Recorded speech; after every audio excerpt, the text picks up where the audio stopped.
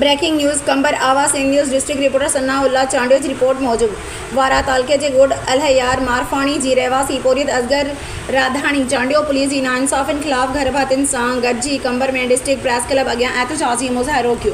पोरियत असगर चांडियो जो चवणु हो त 2 हफ़्ता अॻु 2 सेप्टेम्बर ते ज़मीन जे मामले तां पंहिंजे बिरादरी जे हथियारबंदनि मुंहिंजे 2 पुटनि 16 सालनि जे सुल्तान ऐं 20 सालनि जे इमरान चांडियो खे गोलियूं हणी क़तल करे छॾियो, जंहिंजो केस हद जे हमल थाणे ते मुमताज़ अब्दुल गफ़ार ऐं सत्तार चांडियो समेत 7 जवाबदारनि मथां दाख़िल करायो, पर पुलिस हिन वक़्त ताईं हिकु बि जवाबदार गिरफ़्तार न कयो। जवाबदार मूंखे बि केस तां हथ खणण जे लाइ जान खां मारण जूं धमकियूं ॾिनियूं पियूं वञनि।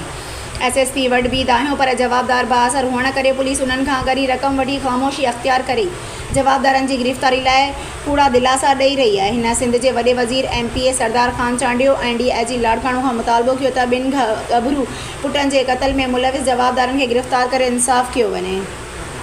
केरु आज़ाद जो मारफाणी का छा मसलो आहे तुंहिंजो? भाई मसलो इहो आहे त कुझु अर्से अॻु मामूली ॻाल्हि का मुंहिंजो सोटण का मसलो हुयो, जंहिंमें मुंहिंजा नंढड़ा पुट ॿ इमरान 20 साल उमिरि हुअसि, ॿियो जी सुल्तान 16 साल उमिरि, शहर वञनि पिया। इन मोटरसाइकिल ते जवाब अॻु वधो अचे घोट मुंहिंजा ॾींहं ॾिठे जो ॿार वठी वञनि पिया दवा जे लाइ बि कोन्ह या फुल्की साण बीहारे रोड ते लेन में 2 मौसमनि में क़तल कयूं। ॾींहं ॾिठे सरेआम हलिया। घणा ॾींहं थींदा उन्हनि साईं 2 तारीख़ महीने जो हले तो 15-16 ॾींहं थी विया हूंदा। पोइ मां पुट जा लाइ जताल के वारा थाणे ते वारा खणाए आयसि। उन खां बाद में FIR दाख़िल कराई हमल थाणे ते। 2 ॼणा तुंहिंजा पुट मारिजी विया? 2 ॼणा मुंहिंजा मारिजी अची सर।